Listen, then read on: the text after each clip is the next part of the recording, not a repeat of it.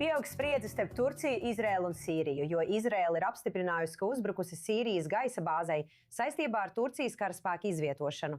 Vašingtona tagad steidzami cenšas mazināt situāciju, jo tas iezīmē bīstamu eskalāciju starp Jeruzalemi un Ankaru. Vairāk informācijas sniedz Līna Počmejere. Izraēla ir apstiprinājusi, ka ir uzbrukusi Sīrijas gaisa bāzei, kur Turcija plānoja izvietot karaspēku. Nakts uzlidojumi bija vērsti pret Abu al-Duhuras gaisa bāzi ziemeļrietumu Sīrijā, aptuveni 70 km no Turcijas robežas. Izraēla paziņo, ka Sīrija vairāk kārt tika brīdināta, ka Turcijas spēku izvietošana tur apdraudētu Izraēlas drošību. Taču Damaska šos brīdinājumus ignorēja. Izraēlas premjerministra birojas paziņo, ka Izraēla un Sīrija bija vienojušās saglabāt esošo drošības status quo, un Turcijas spēku izvietošana būtu pārkāpusi šo vienošanos. Turcija savukārt stingri noraida šo apgalvojumu. Ankara Izraēlas attaisnojumu nosauca, citēju, par nenopietnu, kamēr kāda Turcijas amatpersona arī sacīja Axios, ka bāzē nav Turcijas militārās klātbūtnes, apsūdzot Izraēlu ieganstu izdomāšanā, lai uzbruktu saviem kaimiņiem. Šie uzlidojumi ir arī palielinājuši spriedzi attiecībās ar Vašingtonu. ASV sūtnis Sīrijas jautājumos Toms Baraks nosauca šo uzbrukumu par nevajadzīgu eskalāciju, kas neveicina reģionālo stabilitāti. Tātad kanālam I24 News viņš trešdien sacīja, ka Izraēlas gaisa uzlidojums Abu al-Duhuras militārajai bāzei Sīrijā, citāts, radīja reālu risku strauji pāraugt tiešā militārā konfrontācijā starp Izraēlu un Turciju, kā arī ar Sīriju. Viņš turpināja sakot, turku spēki nezināja, ka Izraēlas lidmašīnas dodas uz šo konkrēto Sīrijas bāzi, un viņi arī nezināja, kāds bija viņu mērķis. Tāpēc viņi iespējams nolēma pacelt savus iznīcinātājus, domājot, ka paši tiek pakļauti uzbrukumam. Vakar notikušie notikumi bija nopietni un satraucoši. Tomēr mēs esam atviegloti, ka neviens dzīvību nezaudēja un situācija neeskalējās.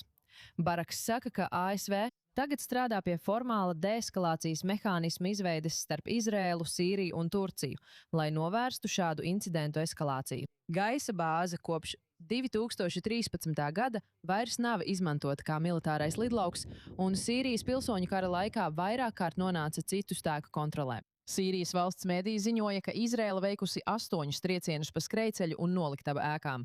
Par upuriem netika ziņots. Izraēla jau ilgstoši veic triecienus Sīrijā, galvenokārt mērķējot uz to, ko tā uzskata par Irānas militāro aktivitāti un ieroču piegādēm Hezbollah. Taču kopš Bašara al-Asada krišanas Izraēla ir saglabājusi piesardzību pret Sīrijas jauno vadību, kamēr Turcija ir kļuvusi par vienu no Damaskas galvenajiem militārajiem un politiskajiem sabiedrotajiem.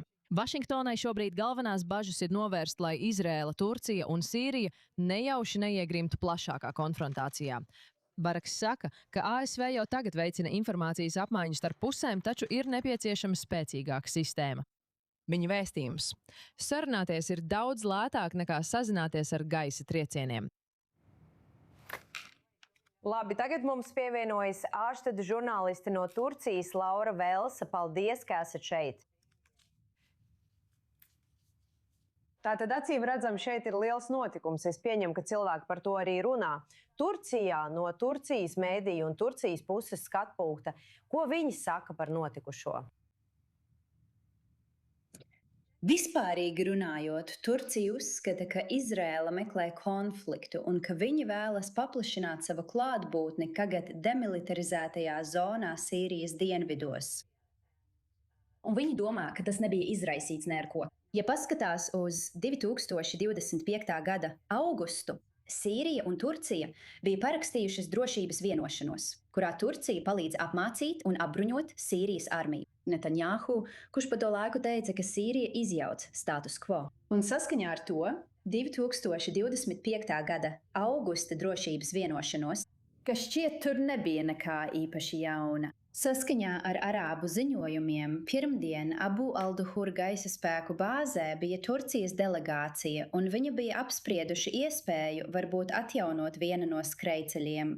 Taču Turcijas pārstāve sacīja, ka Turcijas militārā klātbūtne bāzē gaisa trieciena laikā nakts vidū nebija. Tātad, ja tas tā ir, un tu tiešām bija delegācija, vai mēs zinām, kas tā varēja būt par delegāciju? Vai viņi teica, nē, labi, nav militārās klātbūtnes, bet Turcijas delegācijas joprojām varētu tur atrasties citā statusā? Mēs neesam pārliecinātas, izņemot to, ko ir paziņojusi Turcijas ārlietu ministrija. Taču mēs zinām, ka Turcijai kopš Sīrijas pilsoņu kara ir bijusi liela klātbūtne Sīrijā. Un saskaņā ar ziņojumiem Turcijai visā Sīrijā ir vismaz 12 militārās bāzes un vairāk nekā 100 priekšposteņu. Aptuveni 2/3 līdz 3/4 Sīrijas iedzīvotāji ir sunnīti, un pastāv dabiska saikne ar Turciju, kas pārsvarā ir sunnītu valsts. Turklāt Al-Šarā bija Tavhīdas, Al-Šamas un arī Al-Nusras frontes vadītājs. Un tās ir sunnītu islāmistu militārās grupas, kas cīnījās pret Asadu. Tāpēc te abām grupām pastāv dabiska tuvība. Un, kā jūs zinat, Turcija šī pilsoņu kara laikā arī cīnījās ar kurdu grupām Ziemeļsīrijā. Un pavisam nesen ir parakstījusi miera līgumu ar PKK, separātistu kaujinieku grupu, kas jau 40 gadus cīnās pret Turcijas valdību. Un PKK ir piekritusi nolikt ieročus. Ņemot to vērā, Turcija vēlas saglabāt savu klātbūtni Sīrijā, un izskatās, ka Izraēla to nevēlas. Tātad no prezidenta Trumpa skatu punkta viņš pats nav izteicies, bet mēs skaidri esam runājuši par Tomu Baraku, kurš ir vēstnieks, arī sūtnis Sīrijas jautājumos, brīdinot un sakot I24 News, ka tas varētu radīt reālu risku izraisīt tiešu militāru konfrontāciju ar Izraēlu, Turciju un Sīriju. Vai tas ir kaut kas, kas visticamāk varētu notikt, ņemot vērā to, kā cilvēki reaģē uz šo vēstnieku komentāru? Turcija nemeklē karu, un patiesībā tā ir centusies izvairīties no kara, izņemot atbalstu, ko tā sniedza dumpiniekiem Sīrijas pilsoņu kara laikā. Ir precedents sadursmei 2015. gadā.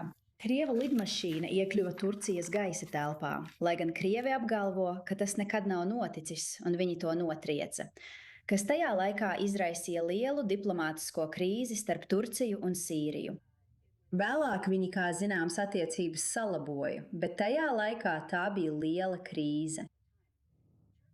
Turcija ir paziņojusi, ka viņi nepieļaus Sīrijas suverenitātes apdraudējumu, un, manuprāt, mums tas jāuztver nopietni. Tomēr, ja Izraēla meklē konfliktu, es domāju, ka viņi to arī atradīs. Labi, liels paldies! Laura Velsa pievienojās mums no Turcijas.